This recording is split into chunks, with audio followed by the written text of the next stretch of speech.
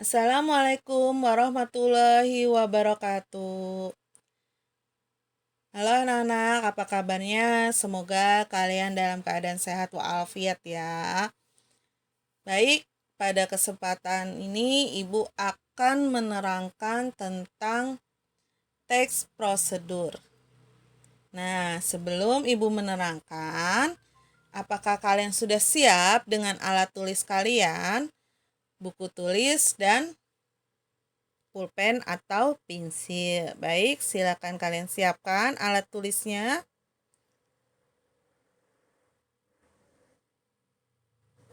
Oke, teks prosedur. Di mana akan kalian jumpai teks prosedur itu? Nah, kalian bisa menjumpai di teks cara menanam pohon. Nah, teks cara menanam pohon bisa kalian jumpai teks prosedur karena di sana ada langkah-langkah. Lalu di mana lagi? Di cara memasak, di resep masakan. Nah, di situ ada teks prosedur. Lalu di mana lagi? Nah, menari. Nah, teknik menari. Nah, itu bisa kalian temui teks prosedur. Cara merakit komputer lengkap. Nah, di situ juga ada termasuk teks prosedur. Nah, sekarang tujuan pembelajaran kalian hari ini, setelah kalian belajar teks prosedur, apa tujuannya? 1. Kalian mampu mengidentifikasi teks prosedur. Kalian mampu menyebutkan ciri-ciri teks prosedur. 3. Kalian mampu menyebutkan jenis teks prosedur. 4. Kalian mampu menyimpulkan isi dari teks prosedur.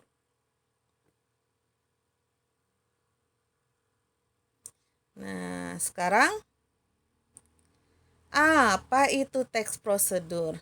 Teks prosedur adalah teks yang berisi langkah-langkah atau tahap yang harus dilakukan untuk mencapai suatu tujuan.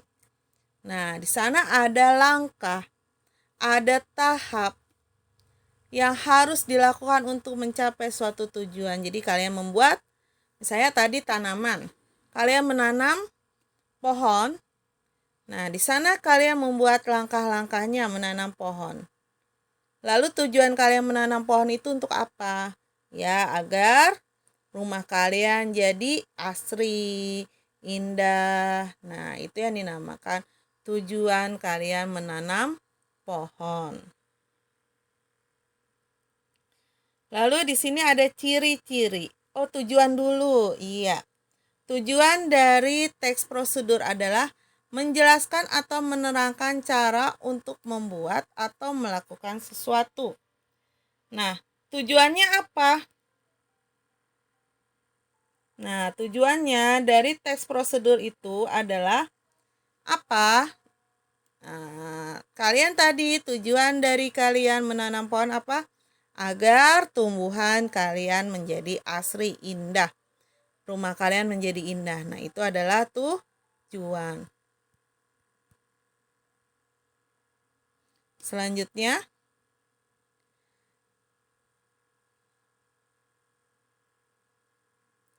ciri-ciri dari teks prosedur. Apa ciri-ciri dari teks prosedur? Nah, ciri-ciri dari teks prosedur: 1. Menggunakan kalimat perintah. 2. Menggunakan kata kerja aktif. 3. Menggunakan konjungsi untuk menurutkan kegiatan. 4. Menggunakan kata keterangan untuk merinci cara, alat, dan tujuan. 5. Langkah-langkah kegiatan. Nah, sekarang penjelasannya.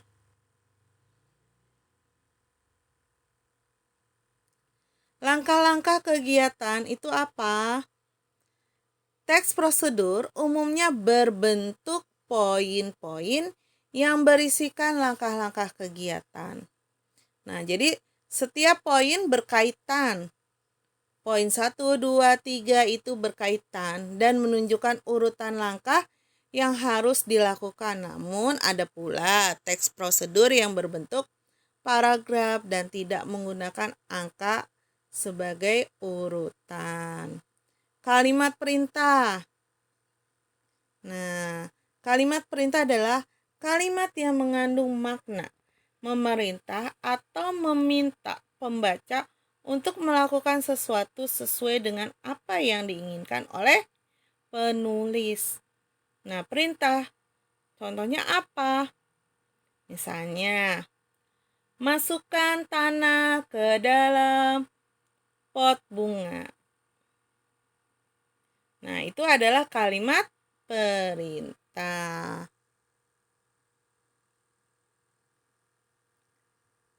Poin selanjutnya, kata kerja aktif. Kata kerja aktif yang digunakan dalam kalimat aktif yang menyatakan bahwa subjek melakukan suatu pekerjaan.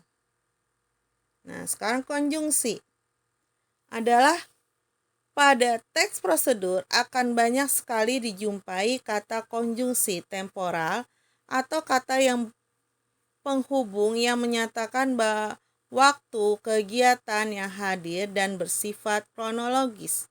Seperti selanjutnya, berikutnya, kemudian, lalu, dan setelah itu. Contoh misalnya, selanjutnya, kalian beri pupuk tanah tersebut. Nah, itu juga masuk ke dalam teks prosedur langkah menggunakan konjungsi. Sekarang kata keterangan. Nah, kata keterangan ada keterangan cara pada kegiatan atau langkah yang akan terjadi. Misalnya, dengan selalu mencuci tangan secara rutin, kita akan terhindar dari virus COVID-19. Nah, dengan selalu mencuci tangan. Nah, itu adalah menyatakan caranya. Lalu kata keterangan alat. Keterangan alat menjelaskan alat yang akan digunakan pada sebuah kegiatan dalam prosedur. Contohnya, gunakan masker agar terhindar dari virus COVID-19. Nah, gunakan. Nah, itu gunakan masker. Masker itu berarti alat. Atau misalnya kalian akan memotong sesuatu, kertasnya. Guntinglah kertas tersebut agar menjadi kertasnya lebih baik. Atau gorenglah gorengan tersebut dengan wajan. Nah, itu kan alatnya. Berarti alat itu termasuk, wajan itu termasuk alat. Keterangan tujuan. Menambahkan informasi tujuan pada kalimat, misalnya untuk, supaya, agar, dan. Nah, sini gunakan masker agar terhindar dari virus COVID-19. Nah, agar itu berarti kan tujuan agar kalian terhindar dari virus COVID-19. Nah, macam-macam teks prosedur. 1. Teks prosedur sederhana. Nah, teks prosedur sederhana itu seperti apa? Merupakan suatu prosedur yang biasa digunakan hanya dengan 2 hingga 3 aksi atau langkah. Contohnya apa di sini? Misalnya, menggunakan kipas angin. Ya kan? Menggunakan setrika. Menghidupkan senter. Ya kan? Mencuci motor. Nah, itu masuk ke dalam teks prosedur sederhana. Ya. Atau yang kalian simpel yang masak. Memasak mie goreng instan. Nah, itu masuk ke dalam teks prosedur. Lanjut. Teks prosedur kompleks merupakan prosedur yang di dalamnya itu terdapat aksi, langkah-langkah yang banyak atau bisa dibilang rumit. Nah, banyak maksud di sini, banyak tahapnya. Tahap contohnya misalnya prosedur mengurus KTP. Nah, misalnya apa? Di sana ada syaratnya, harus warga negara Indonesia usia 17 tahun, ya kan?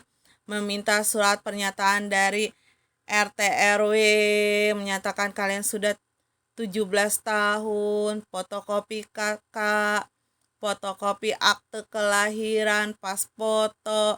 Nah, baru mengisi formulir. Nah, itu masuk ke dalam prosedur kompleks. Jadi banyak sekali urutan-urutan atau tahap-tahapnya.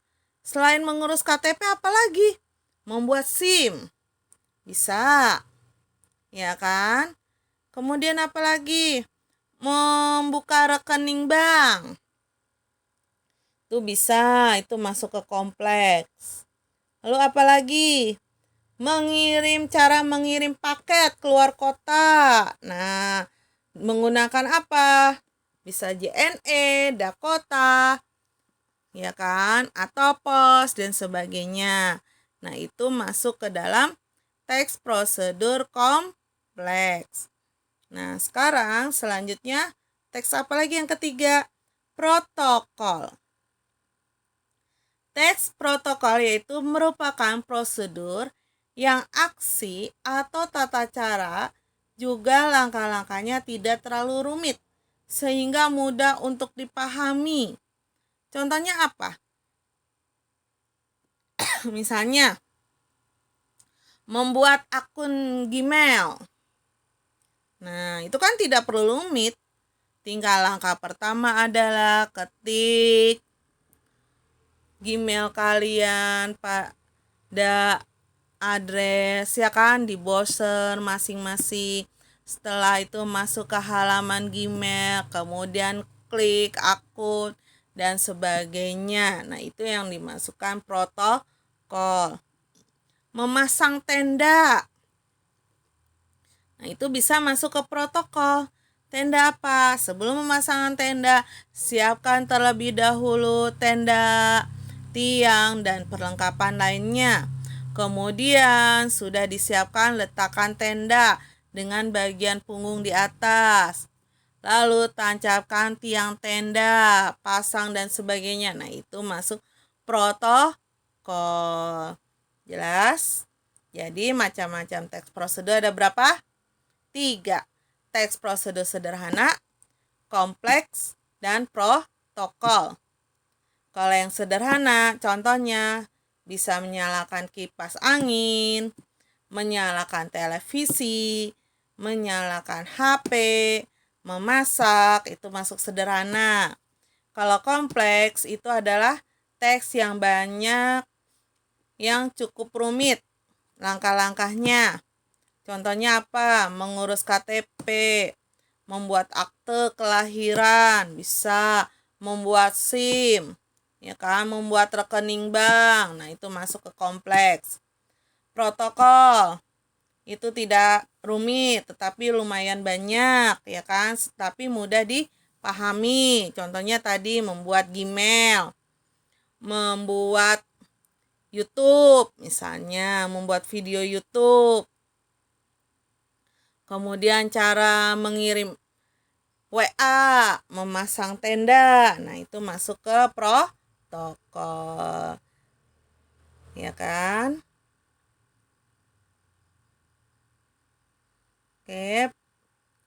Selanjutnya struktur. Nah, struktur di sini tadi tujuan. Pertama ada tujuan. Tujuan itu apa? Nah, tujuan kalian membuat teks prosedur itu untuk apa? Seperti tadi, menanam pohon. Tujuannya kalian menanam pohon apa? Agar rumah kalian kelihatan asri, kelihatan indah, ya kan? Agar dapat meresap air.